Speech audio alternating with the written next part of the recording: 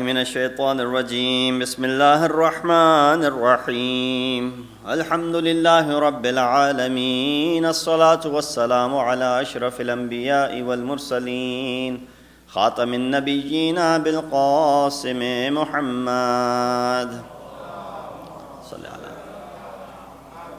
وأهل بيته الطيبين الطاهرين المعصومين الذين أذهب الله عنهم الرجس وطهرهم تطهيرا أما بعد فقد قال الله تبارك وتعالى وقوله الحق وهو أصدق القائلين بسم الله الرحمن الرحيم وأن المساجد لله فلا تدعوا مع الله أحدا صدق الله العلي العظيم محمد السلام عليكم ورحمة الله وبركاته. The verse that I recited is from chapter known as Surah Jinn, verse number 18, and it highlights the importance of masjid in Islam. And inshallah, in the time that I have, we will have a discussion pertaining to that. It says, the places of worship belong to Allah, so do not invoke anyone along with Allah.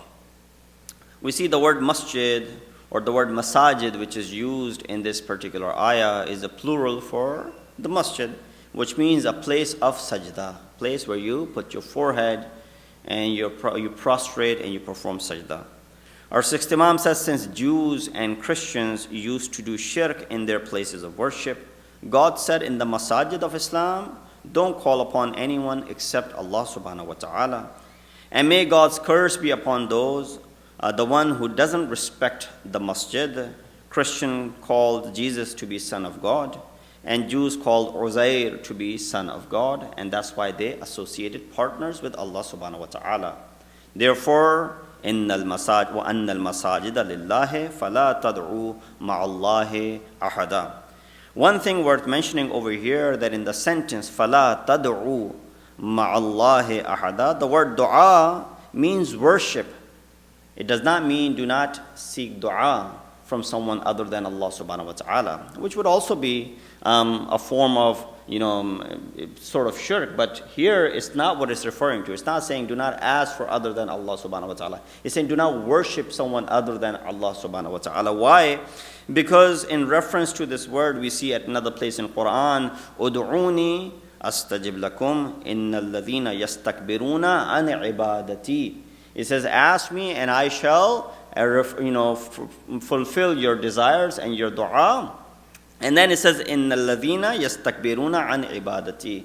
So here the concept is ibadat, those who think that they are arrogant and they stay away from my ibadat, my worship. So the word dua over here is referring towards worship, not so much making the dua itself. Therefore, calling upon someone else other than Allah when it comes to worship is considered to be haram.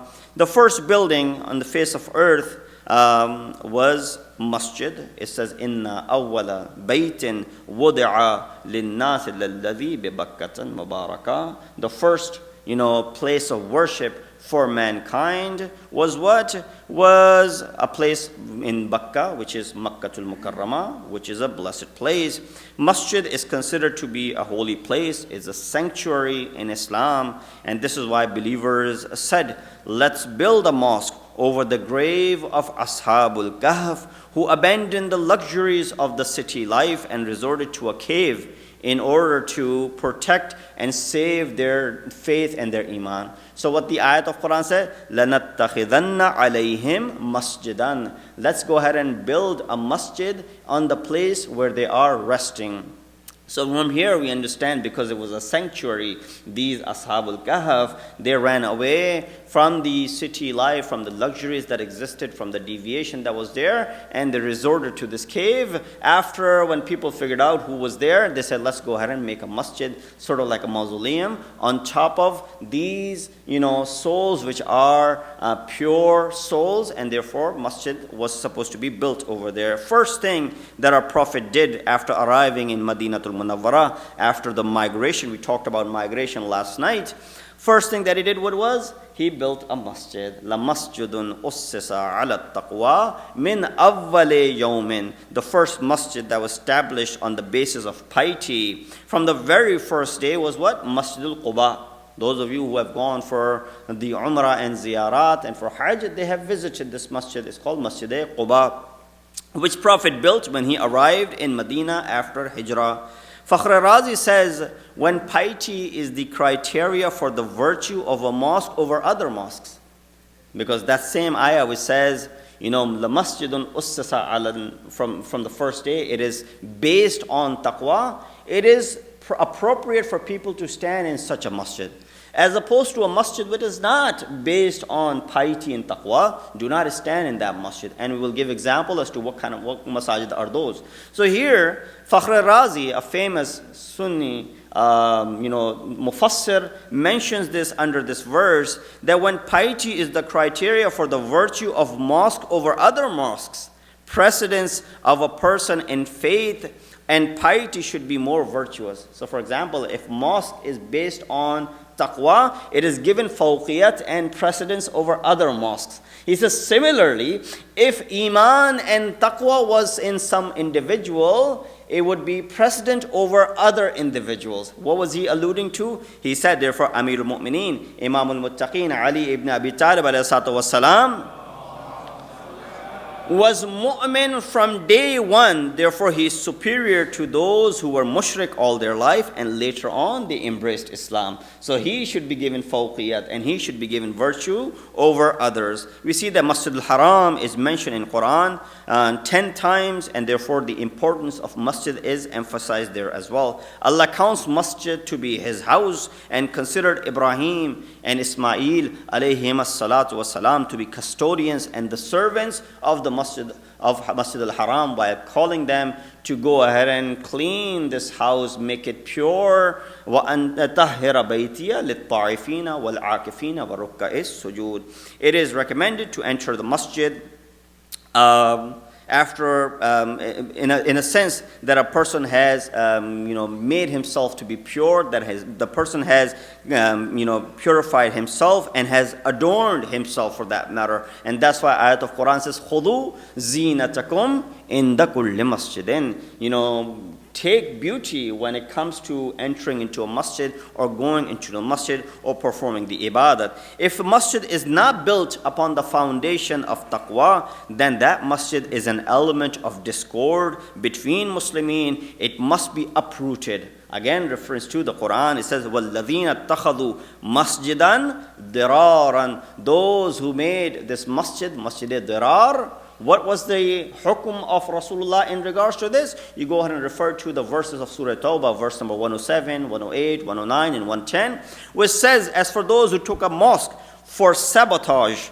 and for defiance and to cause division amongst the faithful and for the purpose of ambush used by those who fought Allah and His apostle before, they will surely swear by saying, we desired nothing but good, and Allah bears witness that they are indeed liars. The building that they have built will never cease to be a source of disquiet in their hearts until their hearts are cut into pieces, and Allah is all-knowing and all-wise. So these people, what is the history behind it? We see that the word dirar literally means to cause harm to someone on purpose, not by mistake. On purpose, you're causing harm to someone. Definitely there's penalty to that. Definitely there's, some sort of jarima to that. The story behind Masjid-e-Dirar is as follows, that a group of hypocrites came to our Prophet and asked him for the permission to build a masjid between the tribe of Bani Salim. This was near Masjid-e-Quba. So, that the weak people and the elderly and the disabled in that area will come and pray there, because it's very difficult for them to go and pray in Masjid-e-Quba, for example. They also requested Prophet to personally pay a visit to this masjid for inauguration and to lead the prayer, so that, when Prophet leads the prayer somewhere, what happens? It's a stamp of approval that this masjid was, namaz was led by Rasulullah. So there's no doubt in the minds of anyone. So Prophet, when he was leaving for Tabuk, they asked Prophet to come and lead the prayer over there. Upon his return, the verses of the Surah Tawbah were revealed that I just recited in front of you. And Prophet was disclosed, it was disclosed to him the plan of the hypocrites, their secret agenda behind building the mosque. Consequently, what did Prophet say? Prophet ordered this masjid to be burned down, ruined, and converted into a place where garbage was restored. That's how he uprooted this masjid. Why? It was Masjid-e-Dirar. 107 of Surah Tawbah talks about the main purpose behind hypocrites, why they wanted to build this masjid. They wanted to build this masjid so they can ambush the Muslim, they can go ahead and cause weakness, and they would go ahead and attack them. According to narrations, the construction of Masjid-e-Dirar in Medina was under the command of a person by the name Abu Amir, father of Hanzala Ghasilul Malaika. I'm sure you've heard about that Sahabi of Rasulullah. His name was Hanzala. He had gotten married, and the night that he had gotten married, and Prophet was going towards the battle, he asked Prophet permission that if he could spend one night with his spouse, he allowed him, and he went. Prophet said, you can actually stay, don't have to come. But his commitment towards Prophet was that he went, he got married, and that night he spent with his wife, and next morning he joined Rasulullah in the battlefield. He was martyred. He didn't have time to perform ghusl. Prophet said, I see Hanzala is being given ghusl by the angel. So his title became what? Hanzala Ghasilul Malaika. Hanzala, who was given ghusl by the Malaika. So here we see that he is the son of this person, Abu Amir, who is behind building this Masjid-e-Dirar. Abu Amir was a Christian monk who had influence in the tribe of Khazraj after the migration of Rasulullah to Medina and the spread of Islam in the city of Medina. He started opposing Prophet and played a hypocritical role even in the battle of Uhud. Eventually, he fled to Mecca, and from there he went to Rome and asked the assistance from Roman Empire to help him out in order to have a victory over Islam and to stop the spread of Islam. It's ironic that the father, Abu Amir, was the leader of hypocrites and an enemy of Islam, while his son was Ashiq of Rasul and the one who attained martyrdom alongside with Rasulullah. Before inviting Prophet for inauguration and to lead the prayers, there were 3 deceiving acts that took place in this Masjid-e-Dirar. So when a person wants to deceive you, he has to play a role in a way so that he's able to, obviously be able to deceive you. But otherwise, if he had just gone ahead, people would have understood. 3 things that he did. 1, love for congregational prayer. He said, we love to perform salat in congregation. And he showed it by doing it. 2nd, love and care for the disabled and the needy. We care for the elderly. We care for the disabled. We care for those who are weak, and that's the reason behind building this masjid. 3rd, love for the leader and his prayers. So he showed all of these 3 things. All 3 were based on his hypocrisy. Hypocrites had always been like this. In front of Hazrat Musa, we see Samiri and his conspiracy and his hypocrisy. In front of Masjidul Nabawi, they build Masjid-e-Umawi. In front of Ali ibn Abi Talib, they raised Quran on their heads, on their spears. Samri's calf was burned down. Similarly, Masjid-e-Dirar was burned down. So it becomes a lesson for others that next time, if anything is there to oppose and to cause fitna towards Islam, may it be a sacred place such as a masjid, Prophet will order it to burn down, will be ruined, and in fact, it was made to be a place where garbage was stored. Sallu ala Muhammad wa ali Muhammad. So we see that masjid is holy in Islam and that not everyone has the right to build one, nor anyone has the tawfiq to do so either. It says in Quran, مَا كَانَ لِلْمُشْرِكِينَ أَن يَعْمُرُوا مَسَاجِدَ اللَّهِ. This matter is reserved for specific believers who are pious and brave and fear none but Allah subhanahu wa ta'ala. Otherwise, anyone and everyone would have gone ahead and built a masjid. It says, إِنَّمَا يَأْمُرُ مَسَاجِدَ اللَّهِ مَنْ آمَنَ بِاللَّهِ وَالْيَوْمِ الْآخِرِ وَأَقَامَ الصَّلَاةِ وَآتَى الزَّكَاةِ وَلَمْ يَخْشَ إِلَّا اللَّهِ. Building of masjid, it can only be done by these individuals who believe in Allah, who believe in the day of judgment, who believe in establishments of salat, who believe in giving zakat, وَلَمْ يَخْشَ إِلَّا اللَّهِ, and they fear none except Allah subhanahu wa ta'ala. These are the people who will have the tawfiq and will have the courage to go ahead and build a masjid. Masjid and other houses of worship belonging to other divine religions such as Jews, synagogues, Christians, churches are worthy that one may shed his blood to go ahead and protect. Yes, even the synagogue, even the church, even the masjid, it is worthy that a person would shed his blood to go ahead and protect the sanctuary or the sanctity of this place of worship. Why? This is the ayat of Quran. وَالسَّوَامِعُ وَبِيعٌ وَصَلَوَاتٌ وَمَسَاجِدُ يُذْكَرُ فِيهَا اسْمُ اللَّهِ كَثِيرًا. Had it not been for God's repelling some people through the might of the others, the monasteries, the churches, the synagogues, and mosques in which God is often worshipped would have been ruined and utterly destroyed. So it was the tawfiq, it was the help from Allah subhanahu wa ta'ala that He protected the synagogues, that He protected the churches, that He protected the masajid, the places of worship. So here, Islam gives us a concept that not just masajid are, sacred to us.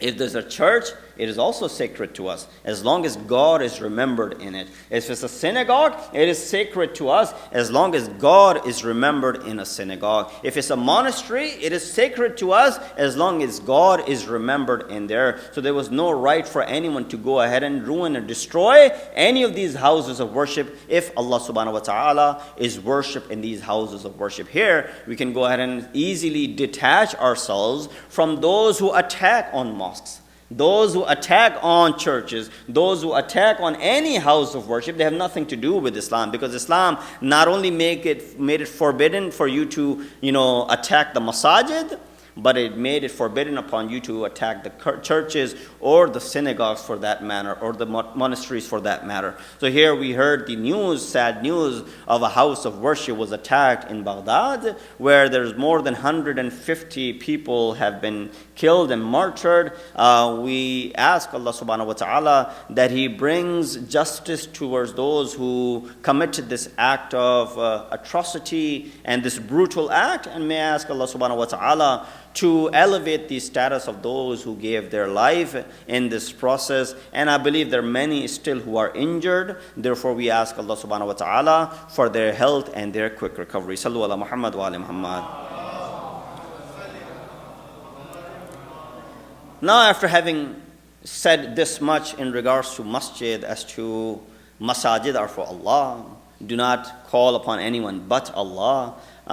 Different types of masajid that exist. Masjid which is built on the basis of taqwa, masjid which is not built on the basis of taqwa, such as Masjid-e-Ali, and the history behind all of that. We pertain to some of the other masail which are more relevant to you and I. For example, there are certain conditions for those present in masjid. All of you right now are present in masjid. So what are some of the conditions? They must avoid vain talks, not talk out loud, not talk about buying and selling, and stay away from any type of ill speech, laghwiyat. This is the basic when it comes to those who are present in masjid. So stay away from vain talk, stay away from any type of ill speech, stay away from things that have to do with buying or selling, or not to raise your voice. Aside from buying and selling, I think even when you are outside of the masjid, you should adopt that as well.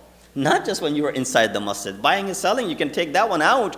But the other three things, I think, should be something which is practiced even when you're at your houses, even when you're at your place of work, even when you are with your family, when your loved ones, when your colleagues, when with your peers. This is something which you should practice. Stay away from ill speech, stay away from vain talk, and stay away from any type of laghwiyat, not to talk out loud. Every step that is taken towards masjid has a reward attached with it. For 30 nights, you had the opportunity to come to this masjid.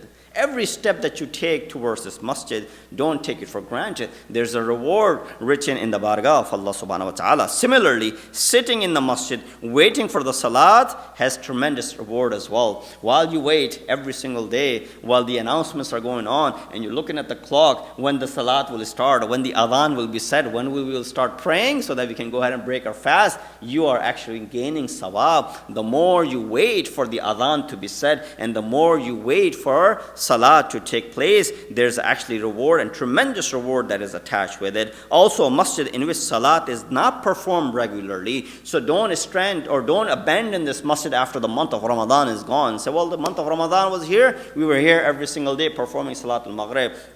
Once month of Ramadan is gone, then we forget about this masjid. You know what happens then? If a masjid in which salat is not performed regularly, will complain to Allah subhanahu wa ta'ala on the day of judgment that I was amongst the mu'mineen, they were people who were in my surrounding, yet they abandoned me, they did not perform salat. There are three things that are actually going to be complaining on the day of judgment. One of them is masjid, second one is the book of Allah, Quran, and third one is a scholar, alim-e-deen. All three will complain that we were amongst the people, yet people fail to utilize us. Allah will remove His wrath from many due to those who attend masjid regularly. So here you see, you become ba'is-e rahmat for others, right? You become the reason for the rahmat for others. The fact that you attend masjid, Allah subhanahu wa ta'ala, because of your attendance, will go ahead and forgive those who are your loved ones, those who are close to you. So there are many narrations for those who frequently visit masajid. For example, our Prophet Hazrat Muhammad Mustafa sallallahu alayhi wa sallam said, the fact you saw a person visit a mosque, you cannot bear witness for his true belief and iman. You don't have to really know the person. You don't have to get to know this person, hang out with him, sit with him, spend time. The fact that you saw him walk into the masjid and perform salat, that is enough for you to believe that this person is a mu'min and he carries belief. He has iman and he has faith. Don't question the faith of the person whom you just merely walked and walking into the masjid and performing salat. That's how Prophet Rasulullah perceives individuals. Building and inhabiting the masajid is also very important. Building is difficult task. Anyone who takes part in building of the masajid, definitely Allah rewards. It says, man bana masjidan fil arde banallahu lahu baytan fil jannah, or something of that sort. I'm just paraphrasing. That's why I didn't say which imam said this. That whoever builds a house of Allah on the land, on the earth, Allah will build a house for him on the day of judgment in Qiyamah. So if you want, you say, well, masjid is already built. I don't think we're going to be able to build another masjid next to this one. So what do we do now? Well, you still have the opportunity. There are many things which are also attached with it that you can still take part, by which you have actually taken part in building the masjid.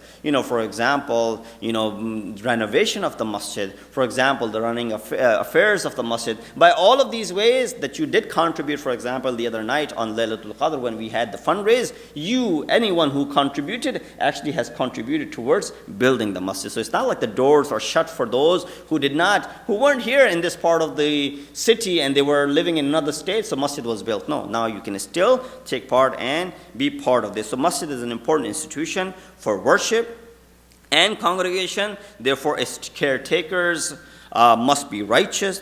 Its programs must be fostering and educational. Its funds must be legal and halal. And its participants must be pious that deserve God's honor. Otherwise, if the makers are tyrant, the worshippers are illiterate and fearful, servants that